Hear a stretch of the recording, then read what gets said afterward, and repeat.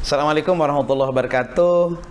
Igier seluruh Indonesia bertemu kembali bersama saya Jasman Syah dalam podcast Ikatan Guru Indonesia. Pada episode kali ini saya ditemani oleh orang yang super spesial, yaitu Ketua Umum Ikatan Guru Indonesia, Bapak Danang Hidayatullah. Assalamualaikum Mas Danang. Waalaikumsalam warahmatullahi Apa wabarakatuh. kabar? Sehat Mas? Alhamdulillah, khair. Alhamdulillah. Igier seluruh Indonesia yang saya hormati, pada kesempatan ini saya ingin mengajukan beberapa hal terkait dengan isu-isu pendidikan di Indonesia yang terutama yang hari ini rame diperbincangkan di berbagai media tentang kurikulum, termasuk tentang guru penggerak, sekolah penggerak dan lain sebagainya. Karena itu Ikatan Guru Indonesia yang fokus ke peningkatan kompetensi guru, tentu ada pandangan-pandangan lain, ada harapan-harapan dan juga hal-hal yang luar biasa yang menjadi program dari Mas Ketum. Mas, ini saya punya beberapa pertanyaan nih terkait dengan kebijakan pemerintah terkait dengan pendidikan. Bagaimana pandangan Mas Ketua Umum terkait dengan kebijakan pemerintah terkait isu-isu pendidikan saat ini? Ya, terima kasih Kang Jasman. Kalau kita berbicara masalah pendidikan ini kan kompleks. Maka orang sering bilang kalau pendidikan ini tidak bisa diselesaikan oleh satu instansi, satu lembaga, satu organisasi, apalagi oleh pemerintah ya. Dalam hal ini kewenangannya ada di Kementerian Pendidikan dan Kebudayaan. Isu-isu pendidikan sebetulnya yang kontemporer saat ini itu tidak pernah bergeser dari isu-isu pendidikan terdahulu. Kalau kita di organisasi profesi guru itu sebetulnya isu-isu itu tidak bergeser dari tiga hal itu. Pertama itu tentang kompetensi. Kompetensi ini kalau di kita tentang guru, tapi secara pendidikan kan juga berhubungan dengan dampaknya ke kualitas siswa. Kemudian yang kedua terkait dengan kesejahteraan. Kesejahteraan ini bukan saja pendidik ya, tapi tenaga kependidikan. Kemudian yang ketiga tentu tentang perlindungan guru juga jadi isu yang sangat terus menerus ada gitu ya dari zaman dahulu, yang ini juga membutuhkan fokus kita bersama. Jadi tiga hal ini yang menurut saya isunya cukup kontemporer. Baik, nah terkait dengan organisasi profesi yang Mas Ketum pimpin, bagaimana menyikapi isu pendidikan hari ini terkait dengan kebijakan organisasi Ikatan Guru Indonesia dalam menyikapi perubahan kebijakan transformasi pendidikan yang hari ini sangat masif? Bagaimana peran IGI untuk menyikapi perubahan-perubahan yang terjadi dalam dunia pendidikan kita? Iya, kalau kita lihat makna perubahan itu kan pergerakan dari keadaan yang masa lalu ke keadaan saat ini, kemudian keadaan yang akan datang. Kan perubahan ini tidak bisa serta-merta dihindari, apalagi ditolak gitu. Nah, Ikatan Guru Indonesia dalam hal ini kita punya visi misi yang tentu saja bertujuan untuk bagaimana pendidikan Indonesia ini bisa menjadi pendidikan yang sangat berkualitas baik bagi guru maupun siswa. Ya, kita sangat membersamai setiap isu-isu yang ada di dunia pendidikan, tentang guru, tentang tenaga kependidikan, tentang siswa, termasuk tentang kebijakan-kebijakan yang diambil oleh Kemendikbud terkait dengan kurikulum misalkan, atau mungkin yang kemarin baru sedang rame-rame terkait dengan RUU Sisdiknas. Itu kita mengikuti dan berperan aktif di dalam setiap isu-isu yang ada, termasuk yang saat ini baru selesai kita laksanakan, yaitu terkait dengan kode etik guru. Jadi sejauh ini pemerintah setiap pengambil kebijakan, organisasi profesi seperti IGI juga selalu dilibatkan ya dalam setiap kebijakan yang diambil pemerintah. Ya, organisasi profesi guru di Indonesia kan banyak, dan banyak orang yang tidak tahu bahwa organisasi profesi guru itu jumlahnya lebih dari 5. Ikatan Guru Indonesia bisa dikatakan organisasi profesi guru yang sampai saat ini masih eksis dan selalu dilibatkan dan selalu ingin terlibat dalam pengambilan keputusan atau kebijakan dari Kemendikbud, katakanlah seperti itu. Dan karena kita merasa kita merasa bahwa kita sebagai organisasi profesi guru ini tidak bisa hanya urun angan, tapi juga harus turun tangan, membersamai, mengikuti prosesnya untuk mendapatkan hasil yang tentu saja mudah-mudahan sesuai dengan harapan kita semua. Nah, terkait dengan arah atau prioritas Ikatan Indonesia terkait dengan program kerja IGI, kalau dikomparekan atau dibandingkan dengan organisasi lain, fokusnya IGI ini sebetulnya kemana nih untuk di dalam dunia pendidikan itu sendiri, Mas? Ya, tadi kan sebetulnya organisasi profesi guru itu sama semuanya untuk meningkatkan kompetensi, kesejahteraan, juga perlindungan. Tapi kita di Ikatan Guru Indonesia itu sudah mengambil garis jelas, hitah kita jelas, bagaimana kita memfokuskan organisasi kita untuk bergerak dalam meningkatkan kompetensi guru. Gitu. Sejauh ini dalam mengembangkan IGI yang menurut artikel yang saya baca yang sudah beranggotakan 170-an ribu, ada tantangan Mas Ketum selama 3 tahun memimpin ini terkait dengan pengembangan IGI di seluruh Indonesia? Ya, pertama terkait dengan birokrasi yang masih nempel di organisasi profesi guru tertentu. Ini sangat tidak baik ke depan menurut saya, karena bagaimanapun di Undang-Undang Guru dan Dosen sudah jelas bahwa organisasi profesi guru itu dikelola oleh guru. Pada kenyataannya kan di birokrasi kita, organisasi profesi guru banyak yang tidak dikelola oleh guru, dan ini menjadi penghalang bagi guru-guru di daerah atau wilayah tertentu yang ingin maju gitu, karena memang ada keterbatasan atau mungkin dibatasi oleh birokrasi karena memang dianggap bukan menjadi bagian organisasi profesi itu. Apa yang Pak Ketum lakukan menghadapi katakanlah tantangan-tantangan dalam mengembangkan IGI dengan tadi adanya tantangan di birokrasi karena ya banyak yang belum memahami dan mengetahui tentang keberadaan IGI. Apa yang Mas Ketum lakukan terkait dengan ya kebijakan pemerintah daerah, termasuk juga dengan organisasi-organisasi profesi lain?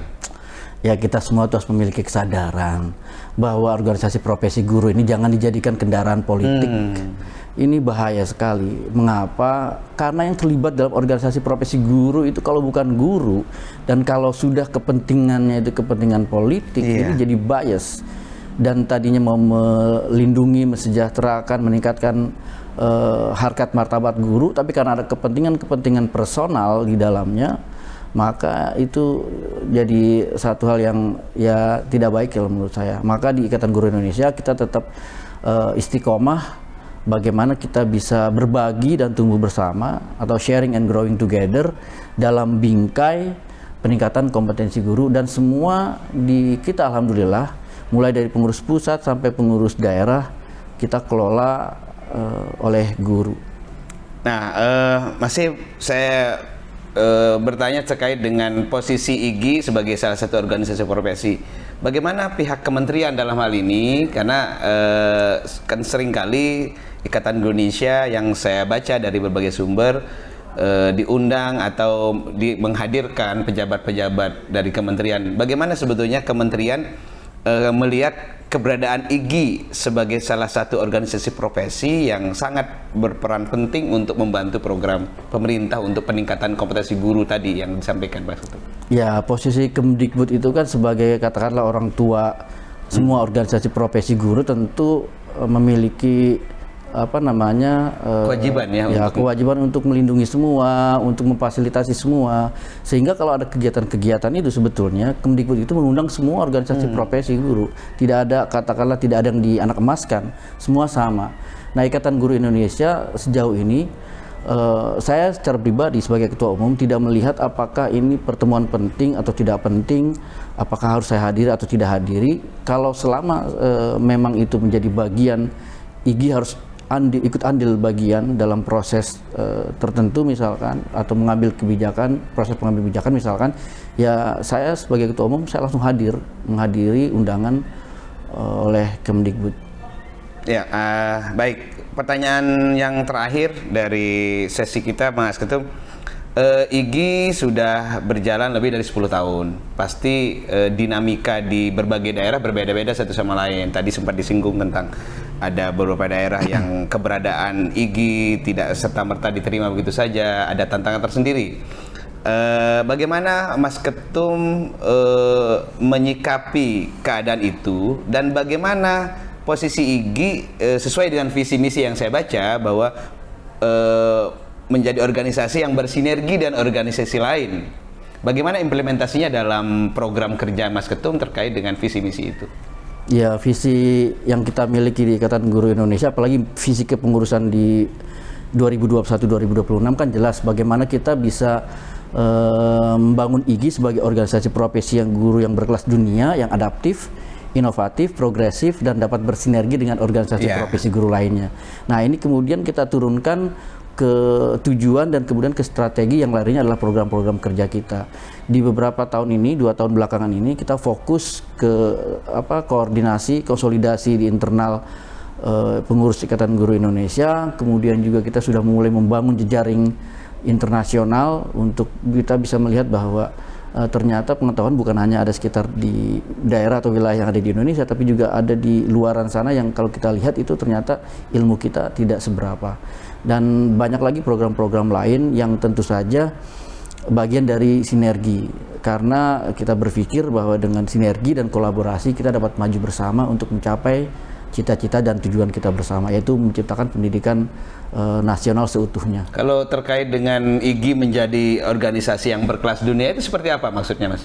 Ya, world class community, bagaimana kita bisa membangun mindset guru-guru supaya kita semua itu bisa terbang, ya, dalam tanda kutip terbang keluar, melihat bahwa pengetahuan bukan hanya ada di sekitar kita, tapi kita bisa belajar dari mana saja, dari luar, baik itu dari guru-guru luar negeri yang katakanlah memang sudah kita anggap negara-negaranya ini sudah lebih maju, ya, lebih maju daripada kita tingkat kualitas pendidikan, atau mungkin yang masih setara, atau mungkin yang masih di bawah kita. Dari manapun itu saya pikir kita masih bisa belajar. Yang penting jangan membatasi diri bahwa peran kita sebagai guru, pengetahuan yang ada itu hanya disebatas di tingkat lokal. Baik, apa harapan ke depan untuk seluruh pengurus Ikatan Guru Indonesia di seluruh Indonesia dan juga pemerintah baik pemerintah daerah provinsi menyikapi keberadaan organisasi dan sesuai undang-undang di mana organisasi ini dilindungi undang-undang? Apa harapan Mas Ketum kepada seluruh pengurus dan juga pemangku kebijakan terkait dengan organisasi profesi yang ada di Indonesia? Ya, kalau untuk pengurus IGI baik tingkat pengurus pusat, wilayah maupun daerah, ya pastinya saja kita harus tetap memegang slogan kita terus bergerak, menggerakkan untuk perubahan, dan perubahan yang diharapkan tentu adalah perubahan-perubahan yang karena adanya kebaruan atau inovasi.